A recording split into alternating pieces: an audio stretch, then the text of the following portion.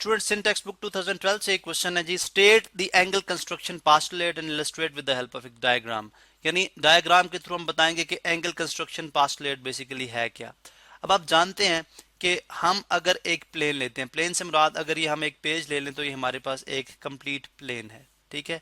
इसके अंदर अगर आप देखें तो इसकी हम जो है वो लेंथ भी ले रहे हैं, ठीक है, और इसकी या सिंपली अगर आप ये देखें तो हम इसकी यहाँ पे इस तरह लेंथ भी लेते हैं और इसकी जो है वो हाइट भी है कुछ। अब लेंथ और हाइट के केस में क्या, अगर हम एक हाफ प्लेन, अब ये कंप्लीट एक प्लेन है, इसको हम एक को एक्स एक्सिस बोल देंगे, ठीक है,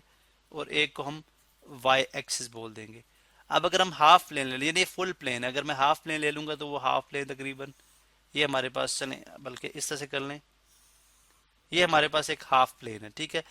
अब जो एंगल कंस्ट्रक्शन पास्टुलेट है वो ये बात करता है कि अगर एक एंगल, आप जानते हैं कि एंगल में दो आर्म्स होते हैं, ठीक है, एंगल के दो बाजू होते हैं, दो आर्म्स होते हैं, जैसे एक ए है और एक ओ बी है, ये एंगल बनता है। अब एंगल कंस्ट्रक्शन पास्टुलेट ये कहता है कि अगर आप एंगल कंस्ट्रक्ट करते वक्त एक आर्म जो है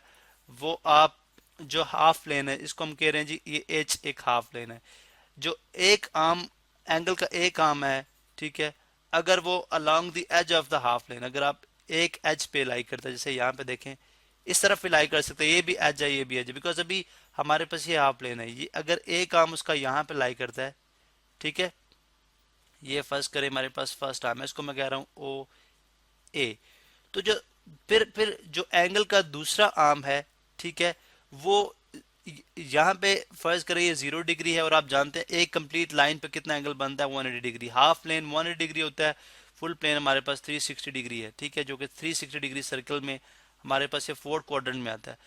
तो एंगल कंस्ट्रक्शन पास्टुलेट ये कहता है कि अगर आप एंगल का एक आर्म आपका हाफ प्लेन के एज पे लाई करते हैं तो इसका मतलब है आप सिर्फ एक और रे ड्रॉ कर सकते हैं, ठीक है, जो कि इन बिटवीन 0 डिग्री और 180 डिग्री होगी, यानी वो यहाँ पे लाई कर सकती है, ठीक है, ओ बी होगी, इस तरह यहाँ पे लाई कर सकती है, ओ सी हो सकती है, यहाँ पे लाई कर सकती है, ठीक है, ओ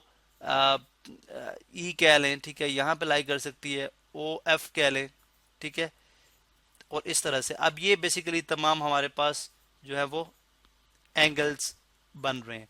अब इसका मतलब ये हुआ कि अगर आप दूसरा इसका आर्म जो है, दूसरा इसका आर्म जो है वो भी इस रे के ऊपर लगा देंगे 0 डिग्री बनाने के लिए, तो वो बेसिकली वो एंगल के लिए, क्योंकि एंगल के अंदर दो आर्म्स होते हैं, तो वो उसके ऊपर कोइंसाइड होगी, यानी उसके ऊपर आ जाएगी, तो वो एंगल वहां पे हम कंस्ट्रक्ट नहीं कर सकते, वहां पे हमें वो सिंपल एक रे नुमा एक रे लगेगी। या अगर आप उसको बिल्कुल उसके अपोजिट, जैसे टू अपोजिट रेस होती हैं, अगर आप उसको बिल्कुल उसके अपोजिट बना दें, ठीक है, यानी एंटी पैरेलल या उसके ऑपोजिट बना दें, ठीक है, ऑपोजिट साइड पे उसके बनाई जाए, तो वो एक लाइन बन जाएगी, वो एक एंगल हमें शो नहीं करेगी, बिकॉज एंगल के अंदर हमने बात की कि दो आर्म्स होते हैं, ठीक है। अब अगर वो एक लाइन की शक्ल इख्तियार करे, इसका मतलब है कि एंगल कंस्ट्रक्शन करते वक्त हम एंगल 0 डिग्री का कंस्ट्रक्ट नहीं कर सकते और 180 डिग्री का कंस्ट्रक्ट नहीं कर सकते। हाँ, दो एंगल का सम जो है वो 180 डिग्री हो सकता है, दो एंगल का सम जो है वो 360 डिग्री हो सकता है, ठीक है, और जो है वो